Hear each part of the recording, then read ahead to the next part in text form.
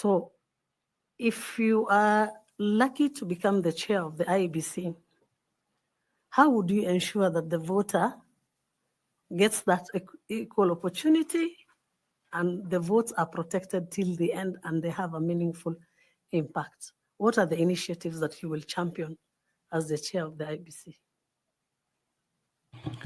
Thank you, Madam. I think there are a number of issues that arise there. Number one is the issue of IEBC taking its mandate seriously, because IEBC is mandated to ensure that not only is the election fair, free, credible, transparent, verifiable, and more importantly, peaceful, IEBC is required to run the election in such a way that it must be seen to be what the Constitution has said. So all those elements must be there. And therefore, as we plan our electoral cycle, as we put in place our electoral operation plan, we have to put it in a way that it speaks to these issues. Number one, on the issue of the fairness, the participation of voters, we will put in place a system that will ensure that all the eligible voters are registered and are prepared to exercise their constitutional rights to vote.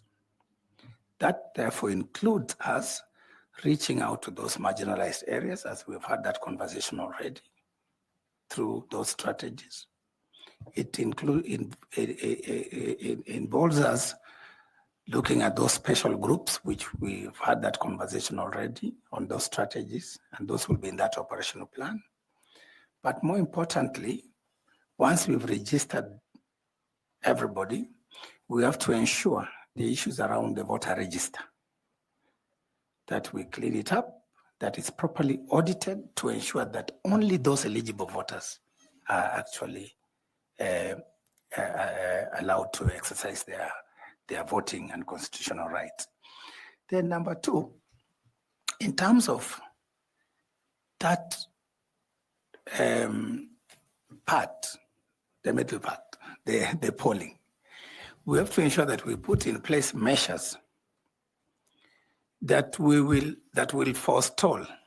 For example, when you're talking about the neutrality and fairness, issues of, for example, those bribery and undue influence, intimidation, come into mind, because you cannot have a free, fair, neutral election when the voters are actually constantly being bombarded with either bribes, intimidation, harassment, and all these sorts of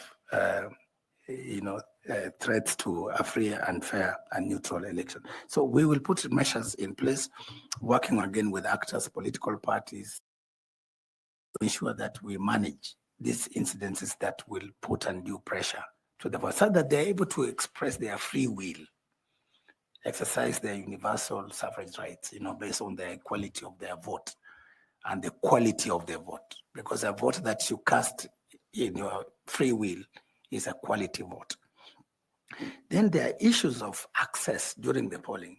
As an ex-presiding officer, there are certain barriers that can affect citizens' access, and especially those with special needs, to the polling station and to the polling booth, and to be able to cast their vote as of their free. That's why, for example, we have measures such as mechanisms to assist some of the voters who cannot be able to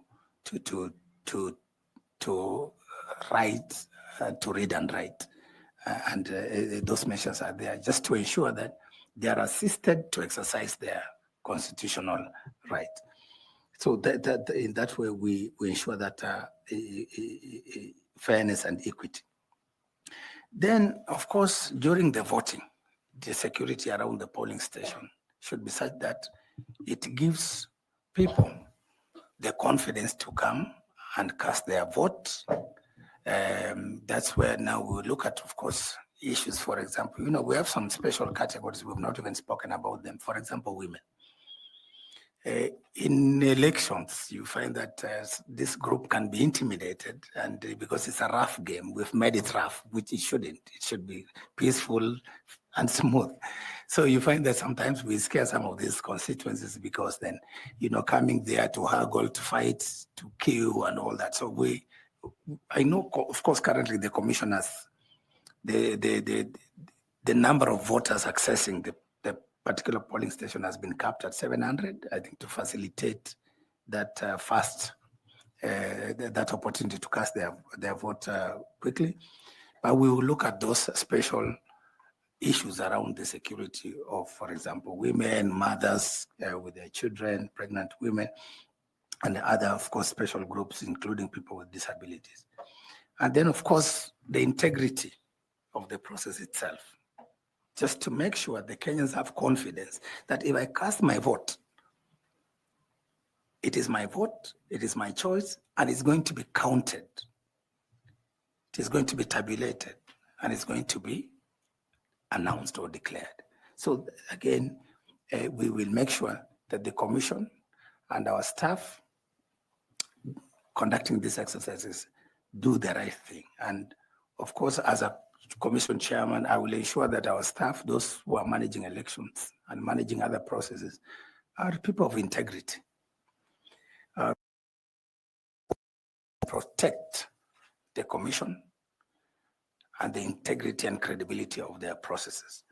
So from that, the voter registration, the voting, the counting, and of course the transmission of results, we will ensure that the process is seamless, it is free, it is fair, it is credible, it is transparent, and we should be held accountable for it in the end. And if there are any failures or mistakes, once we do the audit, then we should be able to use those recommendations to make an improvement for the next one. So I would summarize that in that respect. Thank you. As a follow-up question, what would be the role of voter education in all this, bearing in mind that there are stakeholders whose rights have been curtailed using negotiated democracy, which actually undermines democracy.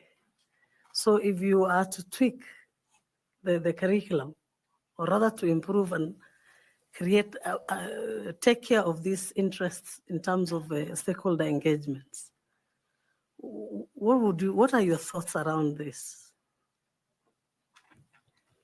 Thank you, Madam. I know how negotiated democracy, I think sometimes it happens in where we come from in the northern parts of the country, where elders sit and the stakeholders sit and agree. Maybe some candidate shelves their ambition in favor of another one and things like that. And maybe in the process, the people of that region miss out on maybe a candidate who could have served their needs better had they been given the freedom and the choice to support that candidate.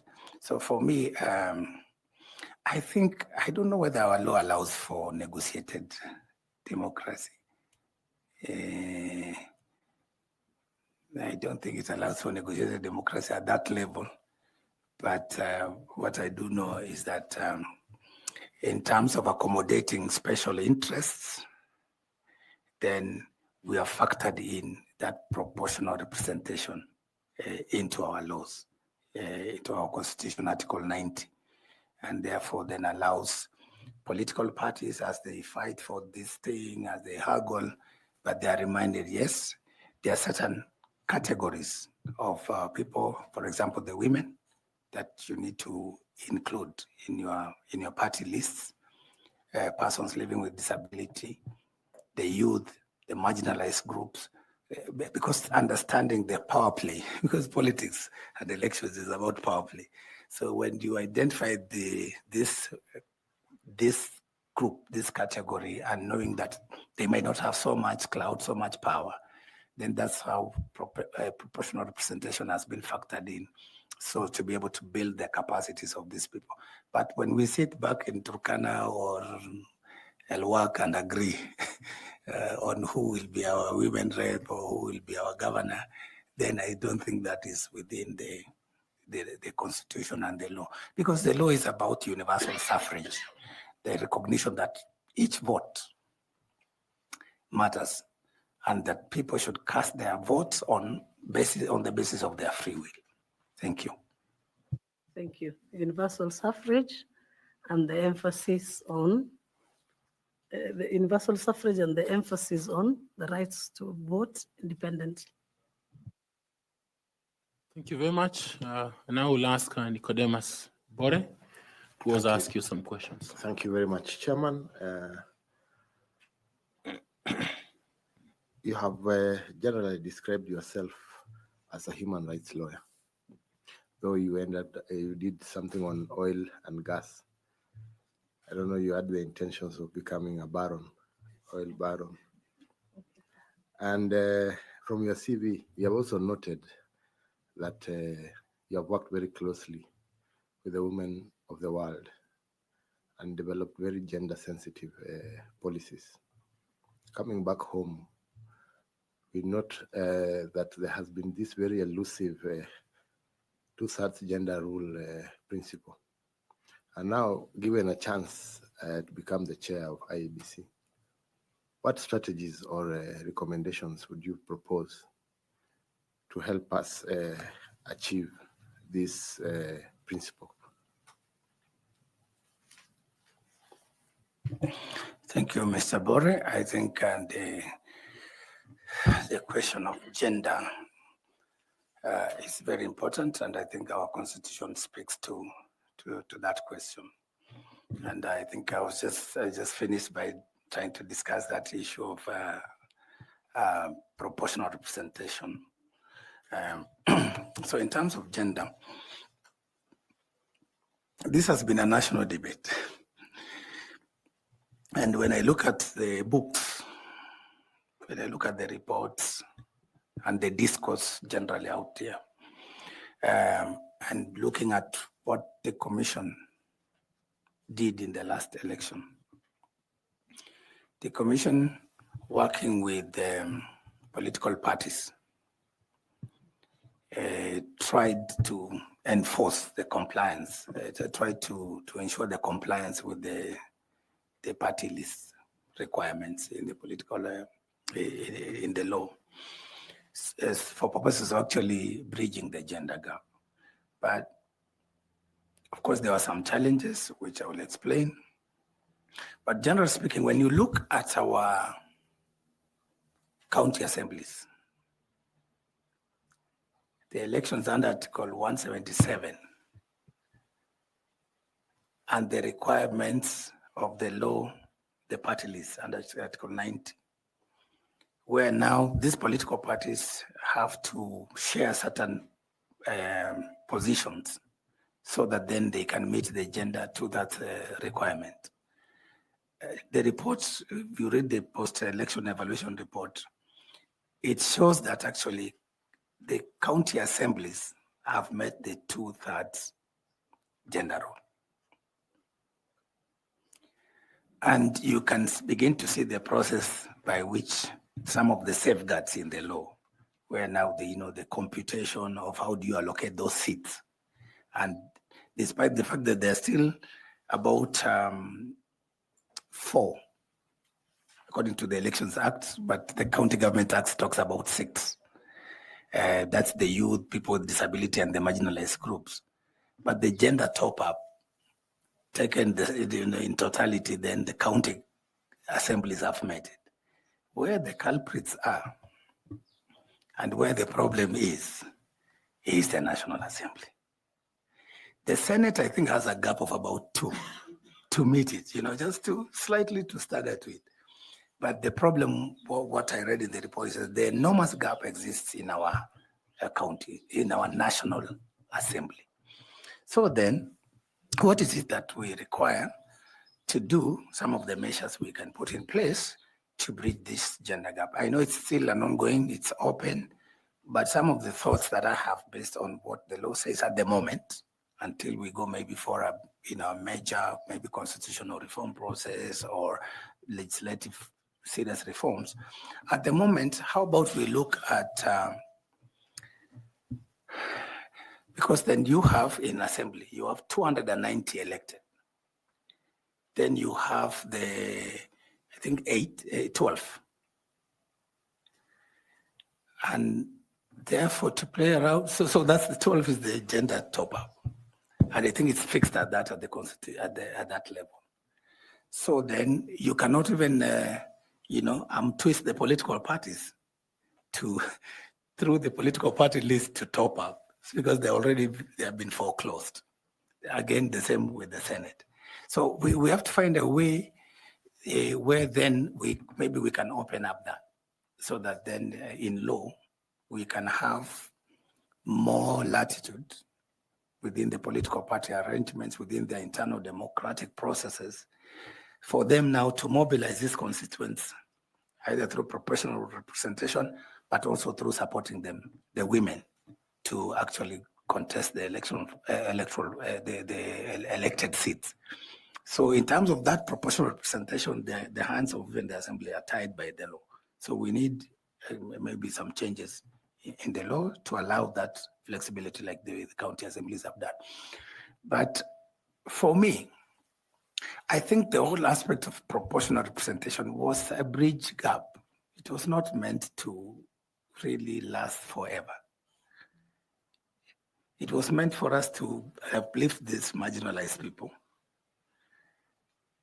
the ethnic minorities, the women, the youth, the people with disability.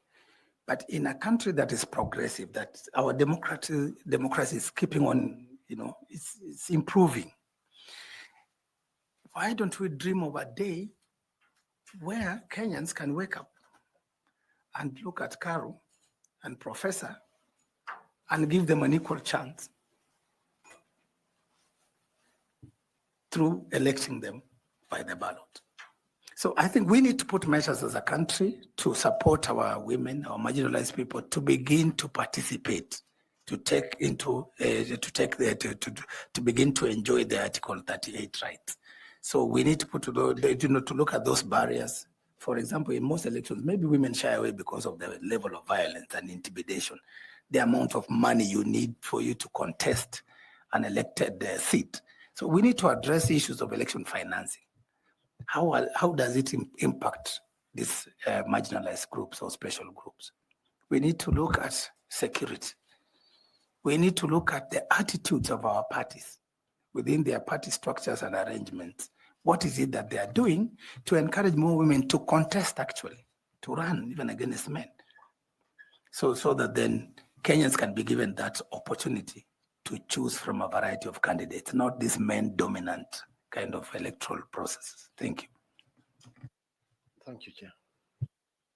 Thank you very much. I now want to ask Professor Adam Solo also to ask you some questions. Thank you, Chair. Edung Ethekon. You're one of the people whom you look at the CV and you're trying to make the connection. But listening to you, the connection comes out.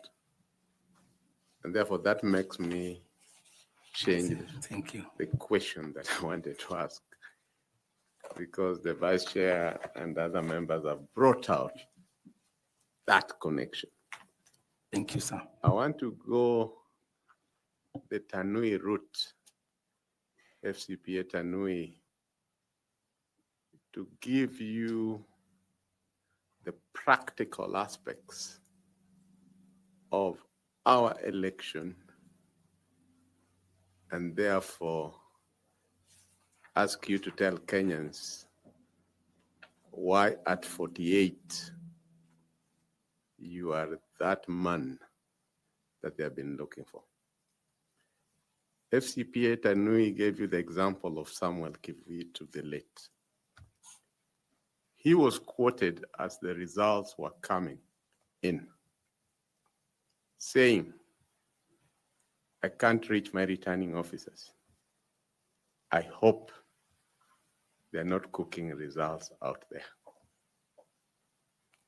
Then on the day that he was announcing the results at KICC that you have referred to, he was alone with only one media station, the state media station, with GSU around him. And the swearing in took place at dusk. No normal fanfare, no presidents invited, no ambassadors invited. We had to change the law so that now there's a very clear legal process of swearing in the president. In Bomas that you have talked about, a near similar scenario took place. The Supreme Court, even as it threw away the petition, said that the chairman had created an illegal office. The chairman had assigned fellow commissioners what you would call hospitality duties. And in the illegal office, the secretariat was carrying out duties that normally the commissioners are supposed to oversight. You gave us the example of how you and other men and women of wisdom of this country saved the country in 2013 through backroom channels. In other words, the pressure cooker, you released it to release the gas to the Supreme Court that was created by the 2010 Constitution because of the 2007. What I'm asking this gentleman from a marginalized community, who, as Fatuma says, has gone against the odds. If you are made chairman, what would you do so that we don't make the Supreme Court the releaser of the pressure, and instead Iebc, led by Edung Ethekon, is the one that resolves and brings confidence to Kenya that finally we have a referee that leads an election that is fair, that is transparent, that both winner and loser and Kenyans and observers can say, this was the result. Thank you, Professor Adam Solo. It's a pleasure to see you here. The last time I met with you was when we were presenting our views from Turkana on the BBI process. This question is almost emotional, coming from deep from your heart. And as I said, we shouldn't have to witness those kind of scenarios. So as I said earlier, we need to look at as a country and as a people, where did the rain start beating us? Could it be the issues of trust in our electoral management processes? Could it be issues of pertaining to those people who from time to time are given those responsibilities to manage our electoral processes? Could it be an issue of processes? So I think, as you've rightly pointed out, from the Kivuitu debacle to Bomas, in between, there have been certain constitutional changes, some legislative changes that have tried to move us from that situation where Chairman Kivuitu declared openly that he doesn't know where his returning officers are. And in the recent elections, as recent as 2013, 2017, and to date, we've witnessed a situation where the returns from the polling stations and the constituency tallying centers actually reach the final tallying center. So there have been certain improvements.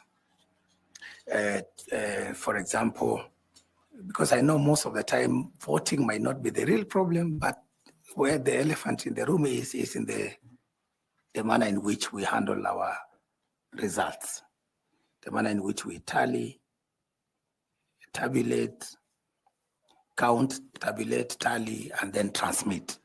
So we've seen certain improvements through the use of technology, the RTS, the ERTS, the electronic result transmission system, as we witnessed last time.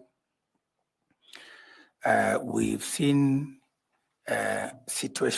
improvement in openness, transparency, in the manner in which the results are handled both at the polling station but also at other levels. So for me, the way I look at it as Kenyans, I think there's a big gap, deficit in terms of us as Kenyans trusting our institutions to deliver free, fair, transparent, verifiable elections. So that lack of confidence is in our institutions and our processes is what we need to address. And if you look at even the cost of our elections alone, it's one of the most expensive. And for me, the way I look from where I sit, I see that lack of trust is what is costing us, even in accounting terms, in financial terms.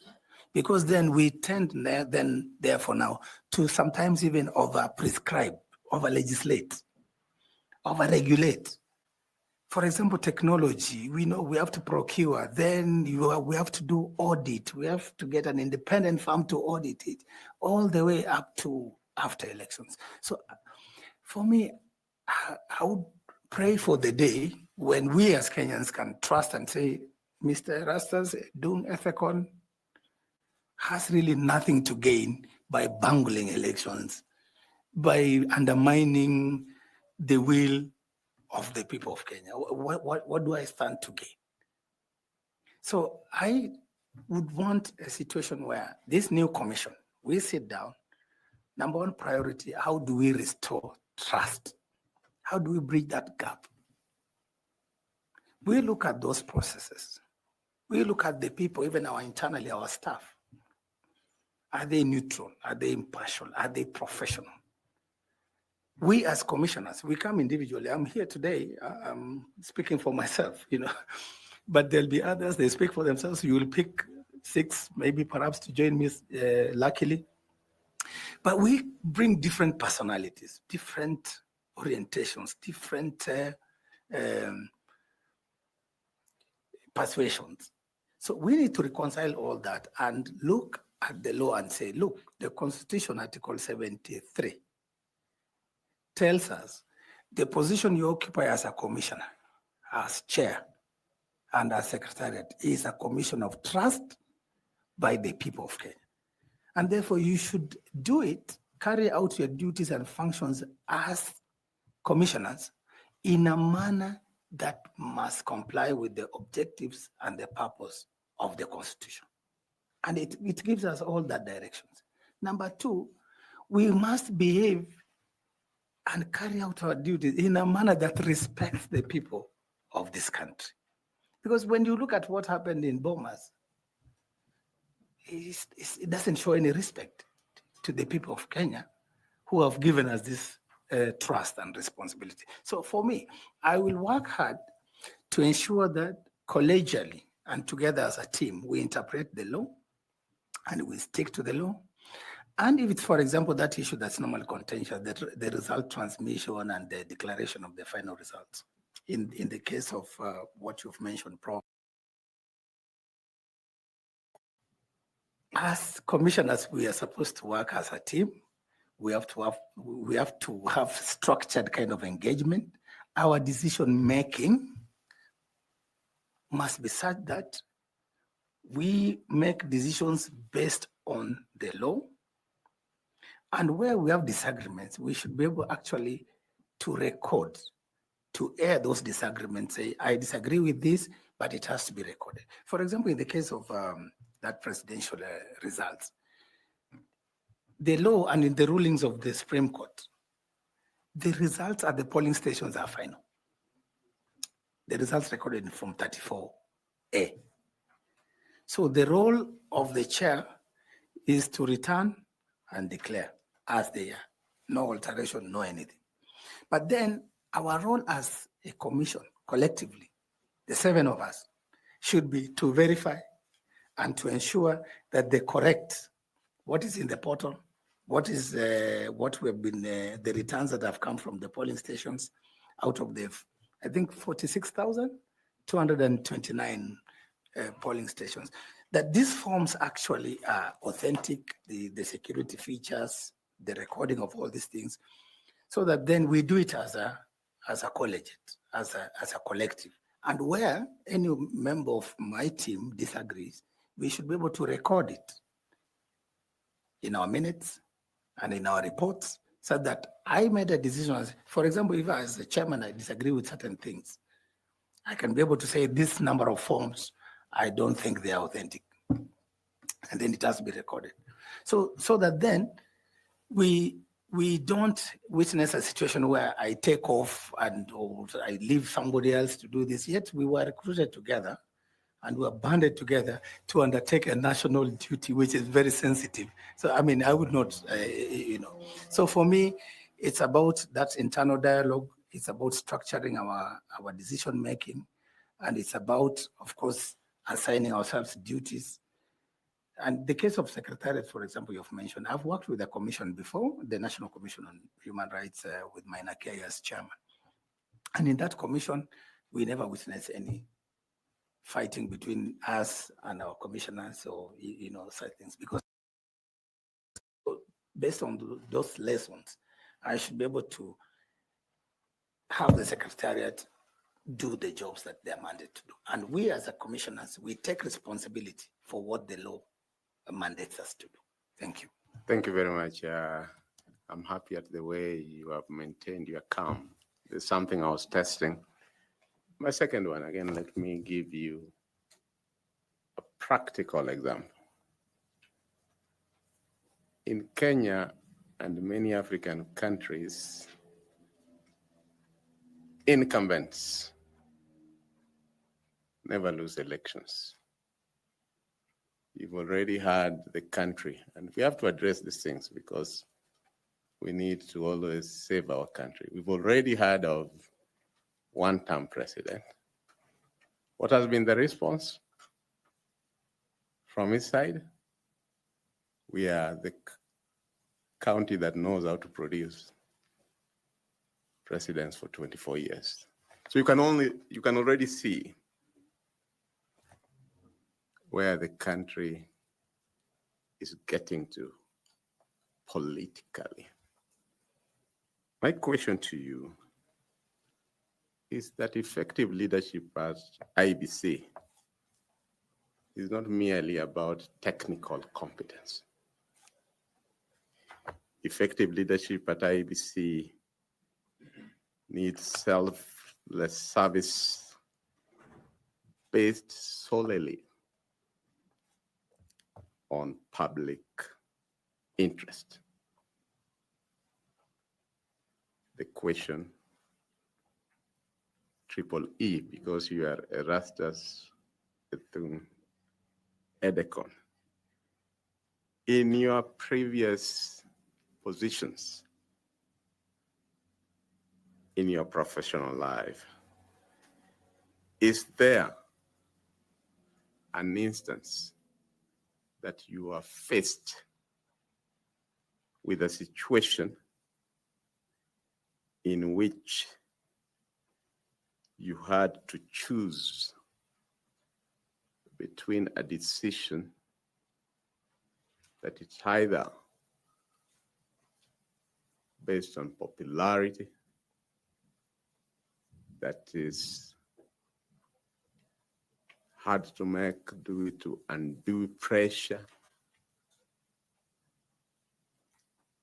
or that you had, despite all the circumstances surrounding you, stand by the Constitution and the law? If it exists, which one was it? And which approach did you use to arrive at the outcome? Thank you, Professor, for that question. I think throughout my professional career, I have tried as much as possible to, I would rather frame it this way. I've been largely lucky not to have been put in those uncomfortable situations where you choose between breaking the law or upholding your own selfish personal interest. Because I worked with the commission, again, the standards there, the ethical integrity standards were very, very high. United Nations is a highly regulated entity where you are required to declare any other personal interests, and the systems and structures are systems of accountability and decision making. But when I ventured to back home to give back to my people in Turkana, when I saw an opportunity, but also the challenges they were going through in terms of grappling with legal issues, I went to serve as the first county attorney for Turkana, and I supported them to set up the office of the county attorney, where I served for 6 years. It is in that environment of public service that sometimes you are faced with some of these uncomfortable situations and scenarios where you have to choose either fidelity to the law, or you bend the law, or you break the law for the benefit of certain things. And I must tell you, throughout my 6 years, without getting into specifics, there are some incidences where a procurement takes place, and then when it comes to my attention for the legal opinion or legal advice, and then you get this pressure coming from some of those officials saying, we want this to go this way, we want this to go that way. For me, as the county attorney that time, and even now in future when I assume a public office, I have always maintained that fidelity to the law. There are those instances where I have had to say as it is.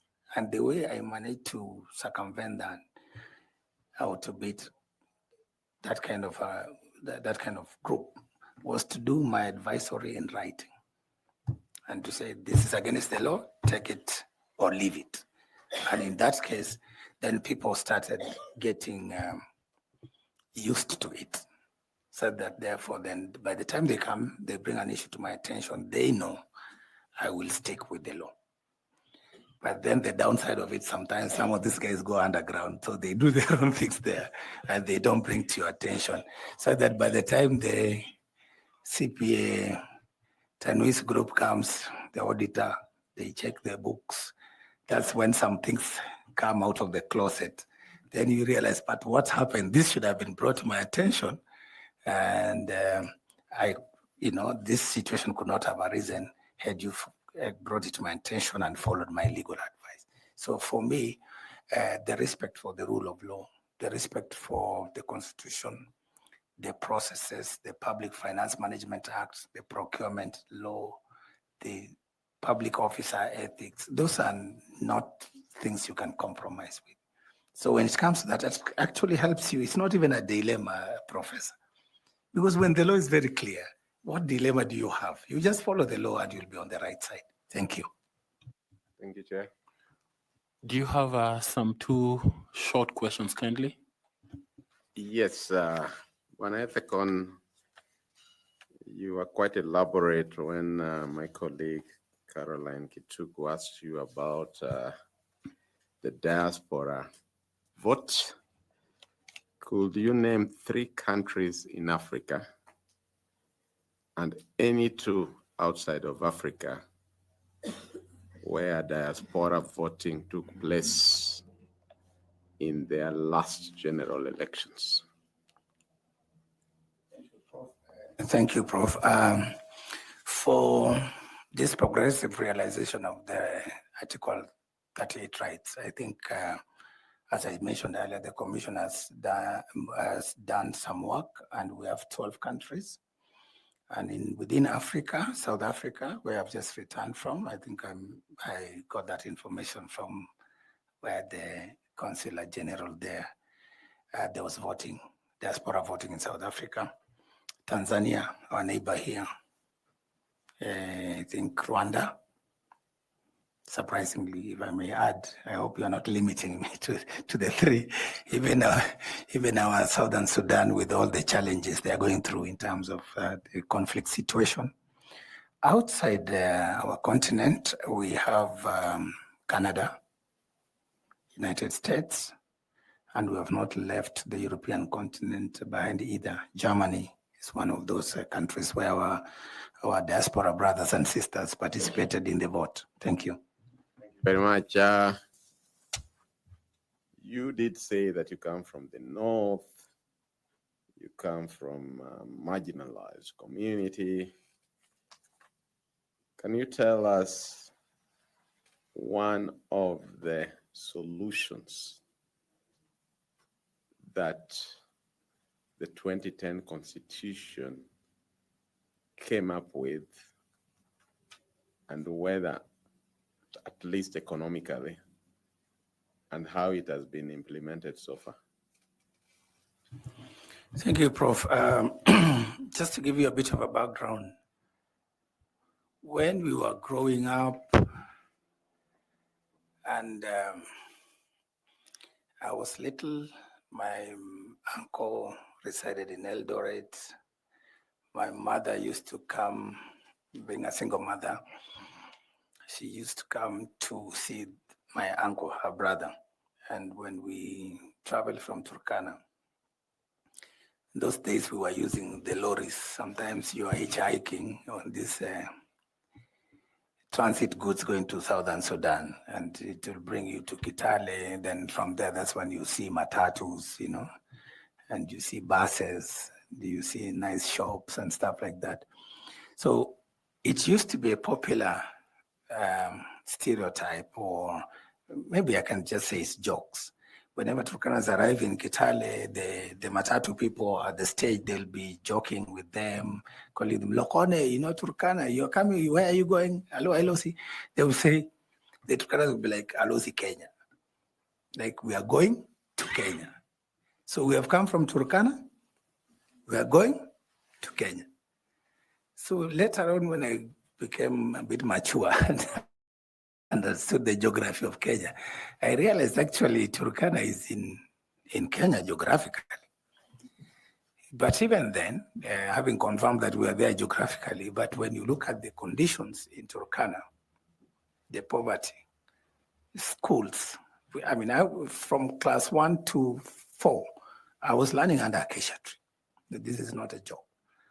And the beauty part of it is when the wind blows and the weather changes, then you have an opportunity to run home because, when you're young, you don't like school that much. But see, we grew up under those difficult circumstances. And so the Catholic Church was actually our kind of de facto government because it's the one that was providing us with basic services, education, health. relief food. So, but something significant happened in 2010, and the new constitution ushered in devolution, decentralization of government. And with decentralization of government, power, resources, I think for us, sometimes we tend to joke among ourselves and say, this is Turkana's independence hour. This is our independence time. This is the time now we're beginning to see what freedom is. Freedom from, the basic needs, freedom from hunger, the right to expanding access to basic education. So with devolution and the first phase, we've had tremendous progress in Turkana. Even if you don't talk about tangible projects, for example, just the sheer number of Turkanas who are employed alone and accessing a salary and are able to support their extended families, so that even during drought, they are able to cushion them. That alone is very significant. But with the county government, where I served for 6 years, both under the first governor and the second governor, we've put in place structures, the county integrated development plan. Thanks for all that. Because of time. Yes. Constitutionally, what's the prescription that the Constitution put in place for marginalized community, not just Turkana, all marginalized communities in Kenya, and how has it been implemented so far? Of course, in terms of, I was just giving a specific example for how devolution, of course, that decentralization of the government and resources has made improvements in those marginalized areas. And for me, I think that's the most actually significant. But there are also certain rights in the Bill of Rights that recognize the rights of these minorities and marginalized groups. And that's why, for example, then, the rights to political participation. We also have affirmative action. For example, the revenue sharing formula takes into account that aspect of marginalization in the allocation of resources. So the revenue sharing formula, but there's also the affirmative action fund, which is meant to bring those marginalized areas to some level. What's the name of that affirmative action fund? It's okay. I cannot remember the exact wording. I know there's the affirmative action fund. Yeah. Thank you very much, Mr. Ethekon. We have enjoyed this time with you. We appreciate the robust engagement, and we've even overshot our time. And thank you for allowing us that privilege. We asked for memoranda to be given to us about you. We didn't get any from Turkana, and we haven't gotten any from any other part of the country. And so we will let you go. Thank you. And maybe invite you when we receive something like that. Do you have any question for us? Thank you, Mr. Chair. I think not really a question, but to sincerely thank the panel for giving me an opportunity to have this kind of interactive dialogue with you.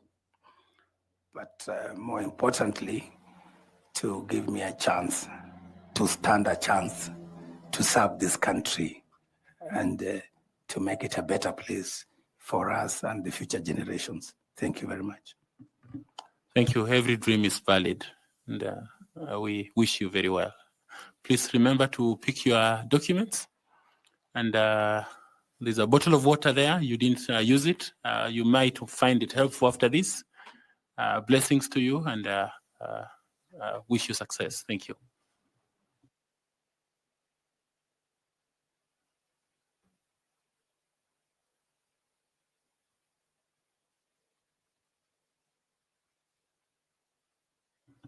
Okay, asanteni,